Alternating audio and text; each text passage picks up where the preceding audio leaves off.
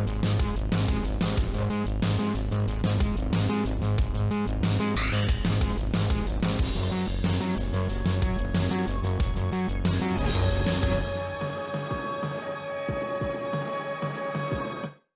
everyone, welcome to Toons. I'm Luke, and in today's video I'm going to be reviewing Ginger's Tale as part of our series covering Annecy Online 2020. So Ginger's Tale follows Ginger, a girl with a need to save people, even if that sometimes causes chaos in the town around her.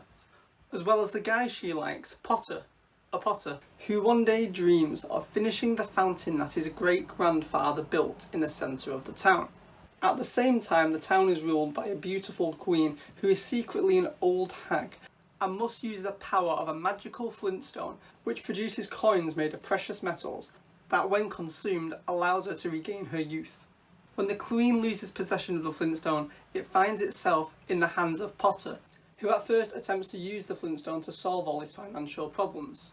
However, the power of the flintstone is incredibly tempting and he becomes incredibly greedy, destroying friendships that were once dear to him. It is then up to Ginger to save Potter from the power of the flintstone and the temptation of the queen. So what did I think of this film? I thought it was great, and as complicated as that little summary of the film seemed to be, it is fairly simple when you watch it, and although it's simple, I feel it's done very well. The film is engaging throughout, and at no point did I ever feel bored. This is a really nicely done family film that everyone can watch. But I do think my favourite part of the film has to be the look of the film. It's a hand-drawn 2D film in the vein of what Disney was producing in the 90s, reminding me somewhat of the Don Bluth films from that same era. The animation itself is astounding. It's incredibly fluid, it flows really well, it really suits the story. It can be quite detailed and complex, and it fits the story that they're trying to tell. It feels very grandiose, and there are a lot of larger than life characters which I think really benefit from the style, from both the animation style as well as the design style of the film. The backgrounds of the film are heavily stylized, but in a very nice painterly illustrated way, and I feel like the character designs blend well into the background. There's a lot of shadows on the characters, and although some scenes are more detailed than others, I do think when the film has a really dynamic moment, when there's a lot of action and a lot of excitement in the scenes, whenever there's any big special effects, the characters are incredibly well shaded. And although some scenes are a little more flatter than others, every scene has some form of shading on it, and it just helps to blend the characters into the backgrounds a little bit more. Now, when the shading is at its best, it gives the film a look of almost a painting, an illustration you might find in a children's book. In a way, it reminded me similar to what Klaus was trying to achieve with the illustrated children's book look. And I think this film also achieves it in moments. Not to say it's the same technique as Klaus, it's very different. It seems to be more the traditional, you draw the shadows in layers. And at no point does it almost start to feel like it's looking 3D like Klaus sometimes did. But it's somewhat reminding me of the shading present in Who Framed Roger Rabbit, where the shading had to be a certain level so that the characters would blend in to a live action setting. Well, there's no live action setting in this film, but not in every scene, but in certain dynamic scenes, the shading was on that same level, I would argue. And overall, it was just a gorgeous look to the film. I do think the look of the film is the best part of the film. Not to say that the rest of it's bad, like I still enjoyed the story, I enjoyed the characters, but the look is definitely the highlight of this film, and I would just recommend the film to anyone who's interested in like animation and art. If I had to point out any negatives, I will say this film had a lot of jokes and a lot of humour, and unfortunately a lot of those jokes just simply didn't land with me. Although I don't want to be too harsh on this because I feel like this may be a cultural thing. This is a Russian film made for a Russian audience, and as such I imagine it has a Russian sense of humour.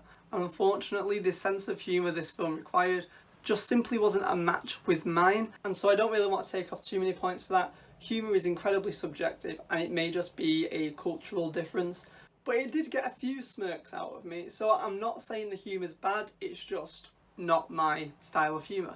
So I'm not saying the humour is bad, it's just something I didn't particularly find funny. Much like I said, this film reminded me of almost a Disney 90s film or a Don Bluth film. This film is a musical. However, you'd be forgiven for forgetting that it is, as there are only actually 3 musical numbers in the entire film.